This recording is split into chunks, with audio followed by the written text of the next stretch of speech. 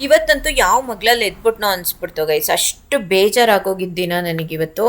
ಎಲ್ಲ ವಿಷಯಗಳು ಉಲ್ಟಾ ಪಲ್ಟಾ ಆಗಿದ್ದಿನೇ ಇವತ್ತು.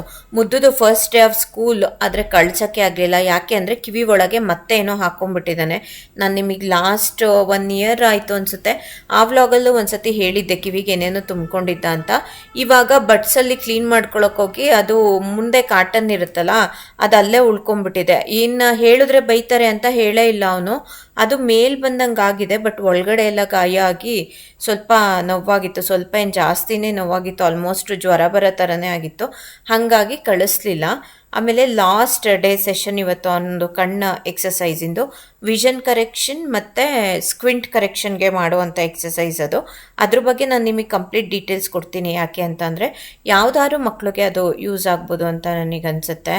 ಮತ್ತು ಇನ್ನೊಂದು ಮೇಯ್ನ್ ಅಂತ ಅಂದರೆ ನನ್ನ ರೋಬೋ ಕೆಟ್ಟೋಗಿ ಒಂದು 15 ಡೇಸ್ ಆಗಿತ್ತು ಗೈಸ್. ಟೆಕ್ನಿಷಿಯನಿಗೆ ಕಾಲ್ ಮಾಡಿದ್ರೆ ಏನೇನೋ ರೀಸನ್ಸ್ ಹೇಳಿದ್ರು. ಸಿಟ್ಟು ಬಂದ್ಬಿಟ್ಟು ಇವತ್ತು ಅಂಗಡಿಗೆ ತೊಗೊಂಡೋಗಿ ವಾಪಸ್ ಕೊಟ್ವಿ. ಅದು ಹೊಸ ಪೀಸ್ ಕೊಟ್ಟರು, ಅದು ಬೇರೆ ವಿಷಯ. ಆದರೆ ತುಂಬ ಅಂದರೆ ಒಂಥರ ತುಂಬ ಬೇಜಾರಾಗೋಗಿತ್ತು. ಅದು ಕೆಲಸ ಮಾಡಿಕೊಡೋದಲ್ಲ, ಒಂಥರ ಹೌಸೆಲ್ಪ್ ಥರ ಫೀಲ್ ಆಗಿಬಿಟ್ಟಿತ್ತು ನನಗದು. ಎಮೋಷ್ನಲಿ ಕನೆಕ್ಟ್ ಆಗಿಬಿಟ್ಟಿದ್ದೆ ಆ ರೋಬೋಗೆ. ಇನ್ನೇನು ಮಾಡೋದು, ಕೆಟ್ಟೋಗಿತ್ತಲ್ಲ, ಹಂಗಾಗಿ ಹೊಸ ರೋಬೋ ಕೊಟ್ಟರು. ಅದನ್ನೆಲ್ಲ ಈ ವ್ಲಾಗಲ್ಲಿ ನೋಡೋಣ. Let's get into the vlog guys. Bad mood ಮತ್ತು ಬ್ಯಾಡ್ ಥಿಂಗ್ಸಿಂದ ದಿನ ಸ್ಟಾರ್ಟ್ ಆಯಿತು ಅಂತ ಸುಮ್ಮನೆ ಕೂತ್ಕೊಳ್ಳೋಕ್ಕಾಗಲ್ವಲ್ಲ. ಓಂ ಗಂ ಗಣಪತಾಯ ನಮಃ ಅಂತ ಹೇಳ್ಕೊಂಡು ಈಗ ಮುಂದಕ್ಕೆ ಹೋಗ್ತಾ ಇರೋಣ. ಈಗ ಮುದ್ದುಗೆ ವಿಷನ್ ಟೆಸ್ಟ್ ನಡೀತಾ ಇದೆ. ಪ್ರತಿದಿನವೂ ವಿಷನ್ ಟೆಸ್ಟ್ ಮಾಡ್ತಾರೆ, ಅದ್ರ ರೀಡಿಂಗ್ಸ್ನ ನೋಟ್ ಮಾಡ್ಕೋತಾರೆ. Before and after exercise 2 time vision test ಮಾಡಿ ಅದನ್ನು ನೋಟ್ ಮಾಡಿ ಇಟ್ಕೋತಾರೆ. ಇದೇನು ಪ್ರಾಬ್ಲಮ್ ಅಂತ ಗೊತ್ತಿಲ್ಲ ಅನ್ನೋರಿಗೆ ಹೇಳ್ತೀನಿ. ಅಂತ ಅಂದರೆ ಸ್ಕ್ವಿಂಟ್ ಇರೋ ಎಲ್ಲ ಮಕ್ಳಿಗೂ ಲೇಸಿ ಐ ಪ್ರಾಬ್ಲಮ್ ಇದ್ದೇ ಇರುತ್ತೆ. ಒಂದು ಕಣ್ಣು ಕೆಲಸ ಮಾಡೋದನ್ನ ಕಮ್ಮಿ ಮಾಡ್ತಾ ಇರುತ್ತೆ. ಬ್ರೈನು ಆ ಕಣ್ಣಿಗೆ ಸಪೋರ್ಟ್ ಮಾಡ್ತಾ ಇರಲ್ಲ ಕೆಲಸ ಮಾಡೋಕ್ಕೆ. ಅದನ್ನು ಕೆಲಸ ಮಾಡ್ಸೋಕ್ಕೆ ಇಷ್ಟೆಲ್ಲ ಟೆಸ್ಟ್ ಮುಗಿಸ್ಕೊಂಡು ಬಂದ ನೋಡಿ ಇಲ್ಲಿ. ಇವಾಗ ಕೇಳ್ತೀನಿ, ಏನು ಮಾಡ್ಕೊಂಡ ಕಿವಿಗೆ? ಕಿವಿ ಒಂದು ಸ್ವಲ್ಪ ಇಚ್ಚಿಂಗ್ ಆಗ್ತಿತ್ತು, ಅದಕ್ಕೆ ಬಡ್ಸಾಕೊಳ್ಳೋಣ ಅಂತ ಅನ್ಕಂಡೆ. ಬರೀ ಕಡ್ಡಿ ಬಂದಿತ್ತು ಅಷ್ಟೇ. ಒಳಗಡೆ ಇದೇನಂತದಪ್ಪ, ಟಿಶ್ಯೂ ಥರ ಇರುತ್ತಲ್ಲ, ಅದು ಒಳಗಡೆನೆ ಉಳ್ಕೊಂಡಿತ್ತು. ಕೇಳಿಸ್ಕೊಂಡ್ರಲ್ಲ, ಇದೇ ಕಂತ್ರಿ ಕೆಲಸನೇ ಮಾಡಿರೋದವನು. ಕಿವಿ ಒಳಗೆ ಹಾಕೊಂಡ್ಬಿಟ್ಟು ತುಂಬ ಒಳಗೆ ಹಾಕಿದ್ದಾನೆ ಅನ್ಸುತ್ತೆ, ಅಥವಾ ಅದೇನೋ ಕಾಟನ್ ಲೂಸ್ ಆಗಿತ್ತೋ ಏನೋ, ಏನು ಗ್ರಾಚಾರನೋ ಏನೋ. ಸ್ಕೂಲಿಗೆ ಕಳ್ಸೋದಿನೇ ಹಿಂಗಾಗೋಯ್ತು, ಬೇಜಾರಾಗೋಯ್ತು ಗೈಸ್ ನನಗೆ.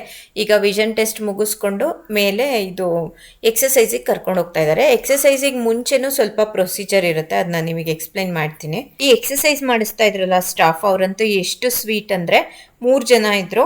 ಒಂದು ವಿಷನ್ ಟೆಸ್ಟ್ ಮಾಡಿಸ್ತಾ ಇದ್ರಲ್ಲ ಅವರೊಬ್ರು, ಮತ್ತು ಇವರೊಬ್ರು ಇನ್ನೊಬ್ರು, 3 ಜನನು ಆಲ್ಟರ್ನೇಟಿವ್ ಆಗಿ ಮಾಡಿಸೋರು. ಯಾರು ಫ್ರೀ ಇದ್ದಾರೋ ಅವ್ರು ಬಂದು ಎಕ್ಸಸೈಸ್ ಮಾಡಿಸೋರು. ಯಾಕೆ ಅಂದರೆ ಇದು 1.5 ಗಂಟೆ ಲಾಂಗ್ ಎಕ್ಸಸೈಸ್ ಗೈಸ್. ಈಗ ಏನೇ ಕಾನ್ಸಂಟ್ರೇಟ್ ಮಾಡಿ ಕೂತ್ಕೊತೀವಿ ಅಂತ ಅಂದರೂ ದೊಡ್ಡವ್ರಿಗೆ ಒಂದು 45 ಮಿನಿಟ್ಸ್ ಕೂತ್ಕೊಳ್ಳೋಕ್ಕಾಗಲ್ಲ. ಅಂಥದ್ರಲ್ಲಿ ಇದು 1.5 ಗಂಟೆ ತುಂಬ ಅಂದರೆ ತುಂಬ ಕಾನ್ಸಂಟ್ರೇಟ್ ಮಾಡಿ ಮಾಡಬೇಕು. ಮನೆಯಲ್ಲಾಗಿದ್ರೆ ದೇವರಾಣೆ ಒಂದು ಮಾತು ಕೇಳ್ತಾ ಇರಲಿಲ್ಲ. ಅದಕ್ಕೇ ನಾವು ಮನೆಗೆ ಬೇಡ ಇದು ಸಾಫ್ಟ್ವೇರ್ ಅಂತ ಡೈರೆಕ್ಟಾಗಿ ಕರ್ಕೊಂಬಂದ್ರೂ ಪರವಾಗಿಲ್ಲ, ರಿಸಲ್ಟ್ ಬೇಕು. ಕಣ್ಣು ತುಂಬ ಇಂಪಾರ್ಟೆಂಟ್ ಅಲ್ವಾ. ಮಕ್ಳಿಗೆ ಇವಾಗ ಇದನ್ನು ಮಾಡಿಸಿದ್ರೆ ದೊಡ್ಡವರಾದ್ಮೇಲೆ ವಿಷನ್ ಎಲ್ಲ ಕರೆಕ್ಟಾಗಿದ್ರೆ ಹೆಲ್ಪ್ ಆಗುತ್ತೆ ಅಂತ. ಫಸ್ಟ್ ಪ್ರೊಸೀಜರಲ್ಲಿ ಅವರು ಅದನ್ನ ಏನು ಬರೆಸ್ತಾ ಇದ್ದಾರೆ ಅದರಲ್ಲಿ ತುಂಬ ದಪ್ಪ ಅಕ್ಷರದಿಂದ ಚಿಕ್ಕ ಅಕ್ಷರದವರೆಗೂ ಇರುತ್ತೆ. ಈ ಒಂದು ಟ್ರೀಟ್ಮೆಂಟ್ ಮುಗಿಯೋ ಟೈಮಿಗೆ ಚಿಕ್ಕ ಅಕ್ಷರದನ್ನು ಬರಿತಾ ಇದ್ದ, ಅಷ್ಟು ವಿಷನ್ ಇಂಪ್ರೂವ್ಮೆಂಟ್ ಆಗಿತ್ತು. ಕರ್ಕೊಂಡು ಹೋಗಿದ್ದ ದಿನ 2nd ಲೈನ್ ಬರೆಯೋನು ಗೈಸ್. ಇವಾಗ ಲಾಸ್ಟ್ ಲೈನ್ವರೆಗೂ ಅದನ್ನು ನೋಡಿಕೊಂಡು ಬರೆಯೋಷ್ಟು ವಿಷನ್ ಇಂಪ್ರೂವ್ ಆಗಿತ್ತು. ಅದಾದಮೇಲೆ ಇನ್ನೊಂದು ಮೆಷಿನ್ ಥರ ಇರುತ್ತೆ, ಆ ಮೆಷಿನ್ನ ಅಬ್ಸರ್ವ್ ಮಾಡಿಬಿಟ್ಟು ಯಾವುದು ಮುಂದೆ ಬಂದಂಗೆ ಆಗಿದೆ ಕಣ್ಣಿಗೆ ಅಂತ ಹೇಳಬೇಕು. ಅದೊಂದು ಎಕ್ಸಸೈಸ್ ಇರುತ್ತೆ. ಅದರಲ್ಲಿ ಒಂದು 10 to 12 ಪ್ಯಾಟ್ರನ್ಸ್ ಏನೋ ಕೊಟ್ಟಿರ್ತಾರೆ ಆ ಮೆಷಿನ್ನಲ್ಲಿ. ಫಸ್ಟು ಅವರೊಂದು ಕನ್ನಡಕ ಕೊಡ್ತಾರೆ. ಇವಾಗ ನಾವು ಎಕ್ಲಿಪ್ಸ್ ಎಲ್ಲ ನೋಡಬೇಕಾದ್ರೆ ಹಾಕೋತೀವಲ್ಲ ಆ ಥರ ಕನ್ನಡಕ. ಅದ್ರ ಮೇಲೆ ಇವನು ರೆಗ್ಯುಲರ್ ಆಗಿ ಯಾವ ಕನ್ನಡಕನ ಯೂಸ್ ಮಾಡ್ತಾನೋ ಅದನ್ನು ಹಾಕ್ಕೊಂಡು ಅದನ್ನು ಅಬ್ಸರ್ವ್ ಮಾಡಿ ನೀಟಾಗಿ ಹೇಳಬೇಕು ಅಲ್ಲಿ. ಈ ಬುಕ್ಕಲ್ಲಿ ಎಕ್ಸಸೈಸ್ ಮಾಡಿಸುವಾಗ ಹೆಂಗೆ ಕಾಣಿಸೋದು ಮುದ್ದು ನಿಂಗೆ? ಇದ್ರ ಹೆಸರು ರ್ಯಾಂಡಮ್ ಡಾಟ್ ಬುಕ್ ಅಂತ. ಯಾವುದು ಸರ್ಕಲ್ ಹತ್ರ ಬಂದಂಗೆ ಕಾಣಿಸುತ್ತೆ ಅದು ನಾನು ಹೇಳಬೇಕು. ಡೈಲಿ ಬೇರೆ ಬೇರೆ ಪ್ರೋಗ್ರಾಮ್ ಸೆಟ್ ಮಾಡಿರ್ತಾರೆ. ಇವನು ಯಾವ ಸರ್ಕಲ್ ಹತ್ರ ಬಂದಂಗೆ ಕಾಣಿಸುತ್ತೆ ಅದನ್ನು ಹೇಳಬೇಕು. ಟೆಸ್ಟಿಂದು, ಆಮೇಲೆ ರ್ಯಾಂಡಮ್ ಡಾಟ್ ಬುಕ್ದು, ಆಮೇಲೆ ಇನ್ನೊಂದು ಅವ್ರ ಹತ್ರ ಒಂದು ಚಾರ್ಟ್ ಇತ್ತಲ್ಲ ಬರೆಯೋಕೆ ಕೊಡೋದು, ಅದ್ರದ್ದು ಪ್ರತಿಯೊಂದನ್ನು ಅವರು ಡೈಲಿ ನೋಟ್ ಮಾಡಿ ಇಟ್ಕೋತಾರೆ. ಎಲ್ಲದೂ ರೆಕಾರ್ಡ್ನ ನೀಟಾಗಿ ಮೇಂಟೈನ್ ಮಾಡಿರ್ತಾರೆ. ಯಾಕೆ ಅಂದರೆ ಇದು 25 ಡೇಸ್ ಪ್ರೋಗ್ರಾಮಲ್ಲಿ ಯಾವ ಮಟ್ಟಿಗೆ ವಿಷನ್ ಇಂಪ್ರೂವ್ ಆಗುತ್ತೆ ಅನ್ನೋ ರಿಸಲ್ಟು ಅವರಿಗೂ ಬೇಕು, ನಮಗೂ ಬೇಕು. ಎಲ್ಲರಿಗೂ ಬೇರೆ ಬೇರೆ ಥರ ವರ್ಕ್ ಆಗುತ್ತೆ. ಇದು ಎಲ್ಲ ಮಕ್ಳಿಗೂ ಒಂದೇ ಥರ ವರ್ಕ್ ಆಗುತ್ತೆ ಅಂತ ಹೇಳೋಕ್ಕಾಗಲ್ಲ. ಯಾವ ಥರ ಕಾನ್ಸಂಟ್ರೇಟ್ ಮಾಡಿ ಎಷ್ಟು ಎಫರ್ಟ್ ಹಾಕಿ ಮಾಡ್ತೀವೋ ಅದ್ರ ಮೇಲೆ ಇದು ತುಂಬ ಚೆನ್ನಾಗಿ ವರ್ಕ್ ಆಗುತ್ತೆ. ಮುದ್ದುಗಂತೂ ತುಂಬ ಚೆನ್ನಾಗಿ ವಿಷನ್ ಇಂಪ್ರೂವ್ ಆಗಿದೆ.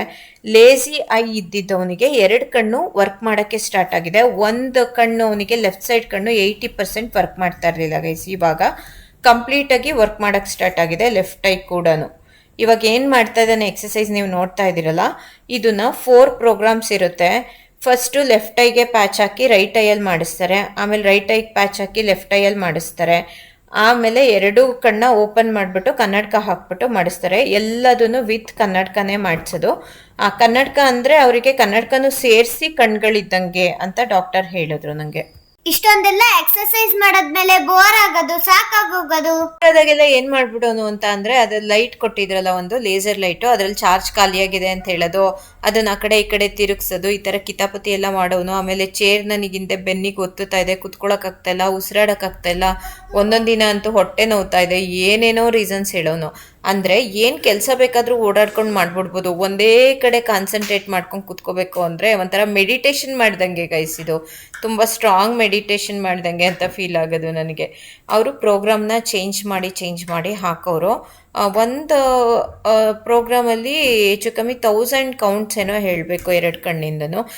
ಅಷ್ಟೇ ರಿಸ್ಕ್ ಇರುತ್ತೆ. ಇವ್ನು ಯಾವುದಾದ್ರೂ ಕೌಂಟ್ ಮಿಸ್ ಮಾಡಿದ್ರೆ ಅವರು ನೆನ್ಪಿಟ್ಕೊಂಡು ಆ ಕೌಂಟ್ನ ಹೇಳ್ಕೊಡ್ಬೇಕು. ಹಂಗಾಗಿ ಅವ್ರಿಗೂ ಎಕ್ಸಸೈಸ್ ಇದನ್ನು ಅವರು 1.5 ಗಂಟೆ ಇವನ್ ಜೊತೆ ಕುತ್ಕೊಳ್ಳೇಬೇಕು, ನೋಡ್ತಾನೆ ಇರಬೇಕು.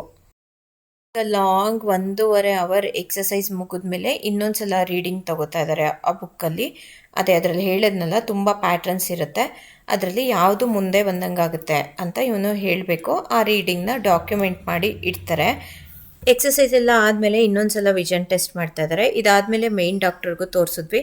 ತುಂಬ ಅಂದರೆ ತುಂಬಾ ಇಂಪ್ರೂವ್ಮೆಂಟ್ ಆಗಿದೆ. 400 ಡಿಗ್ರೀಸಲ್ಲಿ ಇದ್ದಿದ್ದ ಕಣ್ಗಳು ಈಗ 40 ಡಿಗ್ರಿಗೆ ಬಂದಿದೆ. ಗ್ರೇಟ್ ಸಕ್ಸಸ್ ಇದು. ಆಮೇಲೆ ಇನ್ನೊಂದು ವಿಷಯ ಏನಂತ ಅಂದರೆ ವಿಷನ್ನು ಮತ್ತು ಸ್ಕ್ವಿಂಟು 2 ಕರೆಕ್ಟಾಗಿದೆ ಇವಾಗ. ಆದರೆ ಇದನ್ನು ಬಿಡಂಗಿಲ್ಲ, ಕಂಟಿನ್ಯೂಟಿ ಹೋಗುತ್ತೆ ಅಂತ ಮತ್ತೆ ಪ್ಯಾಚ್ ಹಾಕಕ್ಕೆ ಹೇಳಿದ್ದಾರೆ ಮನೇಲಿ. ಹಿಂದೆ ವೀಡಿಯೋಸಲ್ಲೂ ನಾನು ಈ ಪ್ಯಾಚ್ ಬಗ್ಗೆ ತುಂಬಾ ಹೇಳಿದ್ದೆ. ಲೇಸಿ ಐ ಇರೋದು ವರ್ಕ್ ಮಾಡಬೇಕು ಅಂತ ಅಂದರೆ ಆ ಕಣ್ಣಿಗೆ ಪ್ಯಾಚ್ ಹಾಕಿ ಡೈರೆಕ್ಟಾಗಿ ಎಲ್ಲ ಕೆಲಸಗಳನ್ನೂ ಮಾಡ್ಕೋಬೇಕು. ಸೇಮ್ ಹಾಗೇನೆ ಇನ್ನು ಪ್ಯಾಚ್ ಟೆಸ್ಟ್ನ 1 ಮಂತ್ ಲಾಂಗ್ ಹಾಕ್ಬಿಟ್ಟು ಮತ್ತೆ ಕರ್ಕೊಂಬರಕ್ಕೆ ಹೇಳಿದ್ದಾರೆ. ಇವತ್ತು ಕಣ್ಣಿಂದ ಎಕ್ಸರ್ಸೈಸ್ ಎಲ್ಲ ಮುಗೀತು. ಡಾಕ್ಟ್ರು ನನಗೆ ವೆರಿ ಗುಡ್ ಬಾಯ್ ಅಂತ ಅಂದ್ರು. ತುಂಬಾ ಕಾನ್ಸಂಟ್ರೇಟ್ ಮಾಡಿ ಎಫರ್ಟ್ ಹಾಕಿ ಚೆನ್ನಾಗಿ ಮಾಡಿದ್ಯಾ ಅಂತ ಹೇಳಿದ್ರು. ಕಿವಿಗೆ ಹಾಕೊಂಡ್ಬಿಟ್ಟಿದ್ನಲ್ಲ, ಅದಕ್ಕೆ ನಮ್ಮ ಅಮ್ಮಂಗೆ ತುಂಬಾ ಬೇಜಾರಾಯ್ತು. ನನ್ನ ಗೋಲ್ ನೋಡೋಕ್ಕಾಗದೆ ಸಂತೋಷ್ ಪಿಕ್ ಮಾಡೋಕ್ಕೆ ಅಂತ ಬಂದಿದ್ರು. ಅಲ್ಲಿಂದ ಇವಾಗ ಕಿವಿ ಹಾಸ್ಪಿಟ್ಲ್ ಹತ್ರ ಹೋಗ್ತಾ ಇದ್ದೀವಿ, ಡಾಕ್ಟ್ರ್ ಹತ್ರ. ಸಂಕೇತಾಯಿ ಡಾಕ್ಟ್ರ್ ಇದ್ರಲ್ಲ, ಈಗ ಅವ್ರ ಮಗಳೇ ಟ್ರೀಟ್ ಮಾಡ್ತಾ ಇದ್ದಾರೆ. ಅವ್ರು ರಿಟೈರ್ಡ್ ಆಗಿದ್ದಾರಲ್ಲ, ಹಾಗಾಗಿ ಈಗ ಹಾಸ್ಪಿಟಲ್ ಹತ್ರ ಕೂತಿದ್ದೀವಿ. ಜಾಸ್ತಿ ನೋವು ಅನ್ನಿಸ್ಬಿಟ್ಟಿತ್ತು, ತುಂಬಾ ನೋವು ಅನ್ನಿಸ್ತಿತ್ತು, ಏನೋ ಹಾಕಬಾರ್ದು ಅಂತ ಅನ್ನಿಸ್ತಿತ್ತು. ಕಿವಿ ನೋವಾದ್ರೆ ಗೊತ್ತಲ್ಲ ಗೈಸ್, ಸಿಕ್ಕಾಬಟ್ಟೆ ಪೇನು, ತಡೆಯೋಕ್ಕೆ ಆಗಲ್ಲ ಅದನ್ನ.